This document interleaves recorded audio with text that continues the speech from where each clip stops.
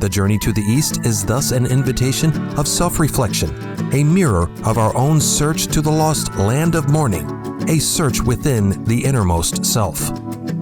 Hello and welcome to the Scottish Rite Journal podcast, an audio presentation of the Scottish Rite Journal, brought to you and published by the Supreme Council of the Scottish Rite, Southern Jurisdiction, Mother Supreme Council of the world. Be sure to like, subscribe, share, and comment on this article, and don't forget to hit the notifications bell. This week's article is A Masonic View of Hesse's Journey to the East by Brother Andreas Pfluger, 33rd degree, Brother Mark Dreisenstock, 33rd degree, read by Brother Matt Bowers, 32nd degree, and comes from the January-February 2026 issue of the Scottish Rite Journal. Hermann Hesse, the early 20th century Nobel-winning German writer who emigrated to Switzerland, often focused on themes touching on Eastern religions, Jungian psychoanalysis, and Der Weg nach innen, the path within the self.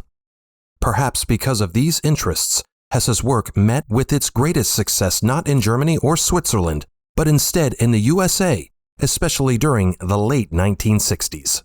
A few of Hesse's works, such as his novel The Glass Bead Game, 1943, and his novella The Journey to the East, written in 1932, have suggested to Masonically inclined readers that Hesse may have been a Mason, or at least had Freemasonry in mind in these works. Yet in an October 1954 letter, he notes pointedly, and perhaps to the disappointment of Masons, that he had never thought of Freemasonry in connection with the glass bead game. What is more, he claims in the same letter, Freemasonry never meant anything to me. Strictly speaking, The Journey to the East has no Masonic content. Nonetheless, we find elements of our Masonic spiritual path within its pages. The novella tells of a secret journey of the protagonist H.H., whom we may view as a thinly disguised, fictionalized version of Hesse himself. Due to his good fortune to belong to the League, he informs us at the beginning of his narrative, I was permitted to be a participant in a unique journey. He travels to the East, or more literally in Germany, to the land of mourning.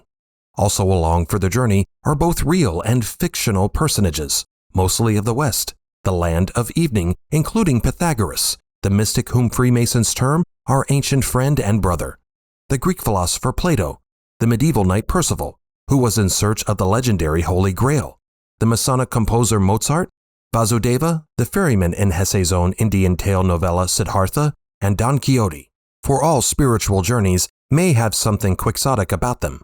The European locations referenced in the story, Tübingen, Winterthur, and Florence, for example, suggest that the author does not necessarily mean East in a literal sense.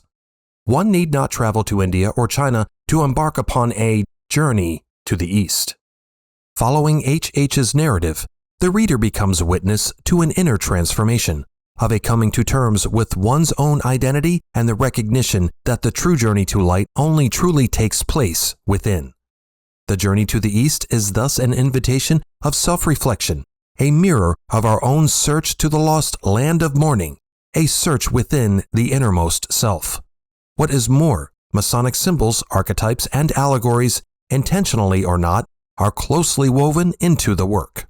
Indeed, the story's protagonist seems to view his journey as a search for the origin of all origins, an excursion into the idyllic childhood of all idyllic childhoods, a passageway to the magic of all magics.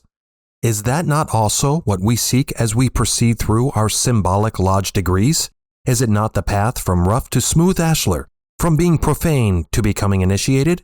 Do we not recognize along H.H.'s journey the candidate, ever aware of his own weaknesses, confronting those obstacles that block the spiritual path of recognizing the inner light more clearly?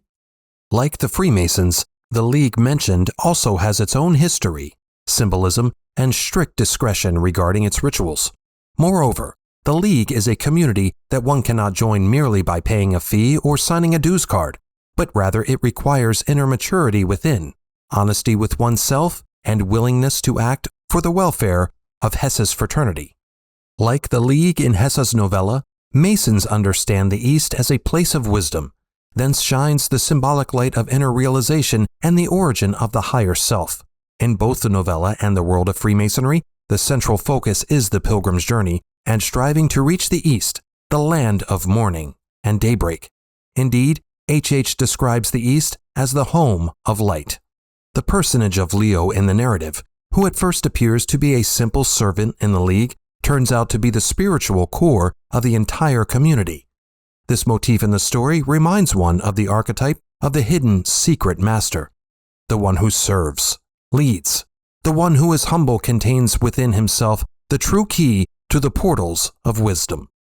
By the end of the story, H.H., having now experienced many trials, comes before a high court that judges not mere facts, but rather the initiate's purity, loyalty to truth, and readiness to conquer his own ego and to act on behalf of the welfare of the League. Similar trials are found in our Masonic rituals. The initiate undergoing the trial is confronted with the query, is it of his own volition to undertake the responsibility of striving for light? This cannot be done under external pressure. Thus, while The Journey to the East is not a Masonic literary work, it is very much permeated with the essence of Masonic striving, seeking the path from darkness to light, accepting failure as a necessary step towards maturity, and engaging in the service to humanity as the true definition of master. Fraternity is realized not as obedience to hierarchy, but as a vehicle to a high order of things. Hesse, though not a Mason in the formal sense of the word, created in The Journey to the East that at its core is remarkably attuned to the striving of our own gentle craft. The above article appears courtesy of FM News, the Masonic periodical of Basel, Switzerland, in which the essay first appeared.